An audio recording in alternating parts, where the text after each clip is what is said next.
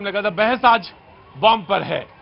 Bomb का राजनीति से कोई ताल्लुक नहीं, लेकिन ये बॉम्ब जो था ये एटॉमिक बम, फिर उसके बाद अभी कुछ देर पहले या कुछ दिन पहले या एक बार फिर से ये जो भी कहें कि कांग्रेस ने कहा कि अब हाइड्रोजन बम जो है वो फोड़ने वाली है। हाइड्रोजन बम से मतलब यह है, जो फिजिक्स के जानकार हैं, फिजन और फ्यूजन को समझते हैं, वो ये जानते हैं कि 1000 गुना ज्यादा ताकतवर चीज है। सवाल यह है जी, एनर्जी वाली ताकत। हाँ जी जी, बिल्कुल बिल्कुल, आप सब जानते हैं, सारी ताकत जानते हैं, उसमें ज्यादा बड़ा ब्लास्ट है, ज्यादा उसका रिएक्शन है। बातचीत यह है कि आखिर वो बॉम्ब है क्या। इलेक्शन कमीशन को लेकर मद्रास हाई कोर्ट में एक याचिका दायर की गई। मद्रास हाई कोर्ट में याचिका दायर की गई। मद्रास हाई कोर्ट ने कहा कि 1 लाख रुपए तो जुर्माना लगाया जिसने याचिका दायर की थी इलेक्शन कमीशन के खिलाफ। उन्होंने कहा कि आपके तथ्यों पे कोई जान नहीं है। जब आपके तथ्यों में कोई जान नहीं है तो इसलिए उठा के आप कोई बात नहीं कह सकते। तो ये बात थी। बहरहाल कहने वाले कह रहे हैं, बहस करने वाले बहस कर रहे हैं, और जनता जो है वो सारा तमाशा देख रही है। बातचीत के सिलसिले को आगे बढ़ाएंगे। पहले मैंने शुरुआत की थी बीजेपी से, ब्रेक के बाद शुरुआत होगी कांग्रेस से। जी प्रतीक जी, अगर आप देखेंगे ब्रेक से पहले वोट चोरी से ध्यान भटकाने के लिए कभी मलेशिया चले गए, कभी आपातकाल, कभी कहीं, क्योंकि मलेशिया कौन चला गया? इन्होंने बोला था अरे मलेशिया चला कौन गया? सुन तो लीजिए, सुन लीजिए। इसलिए ये ध्यान भटकाने का काम करे, क्योंकि इनको पता है कि अगर वोट चोरी पे चर्चा होगी तो वाराणसी पे भी चर्चा होगी, वही सीट जहां पे मोदी जी शुरुआत के 4-5 घंटे पीछे चल रहे थे। इनको पता है कि अगर वोट चोरी पे चर्चा होगी, इस बात का भी जिक्र होगा कि 3 पूर्व चुनाव आयुक्त राहुल जी की बात पे सहमति जता रहे हैं। इस वजह से ये ध्यान भटकाने का प्रयास कर रहे हैं। सच्चाई क्या है? सच्चाई है कि इन सबको पता है कि जिस चंडीगढ़ मॉडल को ये बचाने का प्रयास कर रहे थे एंड मोमेंट तक, उस पे इनको मुंह की खानी पड़ी। इनको पता है कि भैया महाराष्ट्र मॉडल पे आज तक इनके पास कोई जवाब नहीं है। इनको पता है कि राहुल गांधी जी ने जिस महादेवपुरा के बारे में जिक्र किया था कि एक व्यक्ति अगर एक बार वोट डाल रहा है एक बूथ पे, नहीं, बात दरअसल सही है कि मैं आ रहा हूं, बिल्कुल आ रहा हूं, बिल्कुल स्थिति फैला रहे देश में, तो आप कोर्ट में जाते क्यों नहीं है? हाँ? और ये सुप्रीम कोर्ट में जो जज बैठे हुए स्वतः संज्ञान क्यों नहीं लेते? जो आप इस तरह का अराजकता का माहौल, आज मैं पूरे देश में घूम के आ रहा हूं और आपने जो अराजकता का माहौल फैला दिया, चोर चोर चोर, ये क्या मतलब है? देश को गृह युद्ध की तरफ आप लेके जा रहे हैं। आप सबकी जवाबदेही कौन करेगा? आप नेता लोग जो समाज में जो भ्रमित बातें फैला रहे हैं, इससे देश में मारकाट की स्थिति पैदा हो जाएगी। कुछ भी बोले जा रहे, कुछ भी बोले जा रहे। मैं बिल्कुल दूंगा, एक बार फिर से कांग्रेस के ही पास आएगा।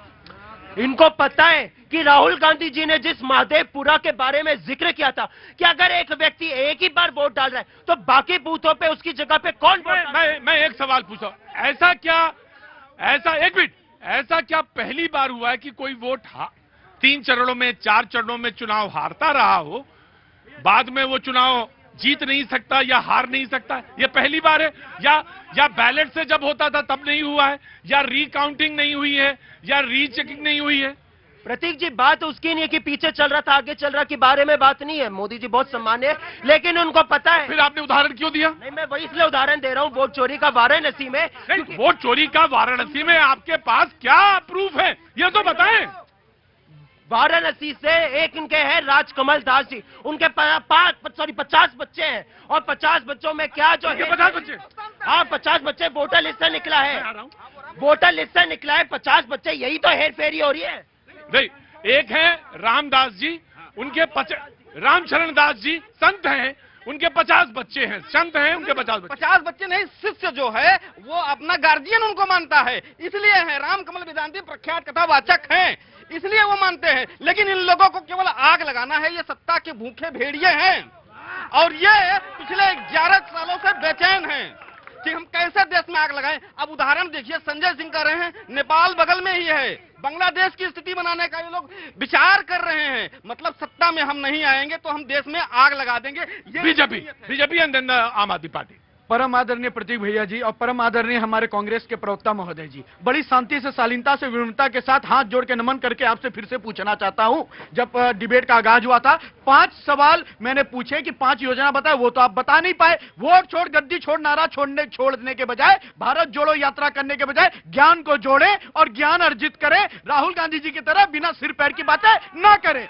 पढ़ेंगे नहीं सर, रटेंगे नहीं सर, आके केवल कहेंगे कि प्रतीक भैया ने 10 मर्डर कर दिया, ऋषभ तिवारी ने गाली दे दिया और उसका कोई प्रूफ रहेगा नहीं। पॉइंट 1। दूसरी बात, ये चिल्लाते थे 2014 में भी कि नहीं बन सकता प्रधानमंत्री, हम बन के आगे सर, ये अब भी चिल्ला रहे, हम फिर चुनकर आएंगे। आपके पास एक रोजगार हम दे दिए हैं, चिल्लाते रहिए, जनता हमसे जुड़ती रहेगी। और हम ना वोट चोरी कर रहे हैं, दिल जरूर चोरी करते हैं, और दिल चोरी करते हैं तब जब मासूम महिलाओं को गैस योजना देकर उन्हें शोभित करते हैं। भाई साहब ने नेपाल की बात करी, अब इनको बताना पड़ेगा ना कि करप्शन को बचाया गया था, तब वहां लोग सड़क पे आए। पूंजीपति के बच्चों को बचाया गया था तब। अब मुझे बताओ ना, पाकिस्तान के साथ कहां पे नहीं, कहां पे बचाया गया था? बता रहा हूं ना। अब इंडिया पाकिस्तान का मैच होगा, वैसे मोदी जी बड़ी बड़ी आंखें दिखाएंगे। जय शाह पैसे कमाने के लिए इंडिया पाकिस्तान का मैच कराएगा। तो उनके घर में पैसे आ रहे हैं? बिल्कुल आएंगे, और कहां आ रहे हैं बताइए ना। जय शाह के घर पे आ रहे हैं? बताइए ना मुझे। नहीं, आप फिर कंडेम करवाइए। नहीं, आप कंडेम करवाइए। मैं आपसे एक सवाल पूछ रहा हूं। देखिए गुरुजी डिबेट में आए हैं, यहां पे ये डिबेट बिल्कुल दूसरी है। मैं आपसे कह रहा हूं कि जय शाह के घर में पैसे जाएंगे, ये सवाल है। पैसे कमा रहे हैं। मैं ये पूछ रहा हूं, जय शाह के घर में पैसे जा रहे हैं? जय शाह ही है ना वो डिसीजन मेकर जो कह रहे हैं इंडिया पाकिस्तान का। मैं आपसे एक सवाल पूछ रहा हूं। मैं आपसे कह रहा हूं, मुझे मालूम है बीसीसीआई भी है और एक इंटरनेशनल क्रिकेट एसोसिएशन। हाँ जी, वो भी तो सब इन्हीं के नेता है। अब क्या करोगे? प्रधानमंत्री भी उन्हीं के हैं, तब क्या करोगे तुम? अब तुम करोगे क्या फिर? देखो, एक बात सुनो, मेरी बात। राजनीति में विमर्श होता है, कुतर्क नहीं होता। विमर्श की स्थिति में रहोगे तब तक रामलीला मैदान नजर आएगा। जिस दिन तुमने कुतर्क किया, रामलीला मैदान जो है कुरुक्षेत्र हो जाएगा। ये अभी महाराष्ट्र की बात कर रहे हैं। पूरी बात नहीं हुई थी इनकी कल जी। तो हमारा कहना सिर्फ इतना है कि आप तानाशाही छोड़ दीजिए। अगर एक आदमी आप नहीं प्रेस कॉन्फ्रेंस कर रहे, प्रतीक जी जैसे बड़े पत्रकार के साथ ये नहीं सवाल करना चाहते मोदी जी, वो पूछना चाहते आम कैसे खाए, बटुए में पैसे कितने रखे। प्रतीक जी को बुलाइए, प्रतीक जी 4 सवाल पूछेंगे। हमारे सांसद संजय सिंह जी तो सिर्फ यही पूछ रहे थे ना कि किस केस में पीएसए में आपने अंदर डाला, ये तो बता दो। इतना तो हमारा हक बनता है। अगर उन्होंने अस्पताल की बात करी थी तो अस्पताल की तो बात कर रहे थे, उन्होंने ये तो नहीं कहा था कि बस 70,000 करोड़ लोगों के लेके भागे। तो मोदी जी ने बोला था छगन भुजबल जी की फाइल तो गायब नहीं हो गई थी।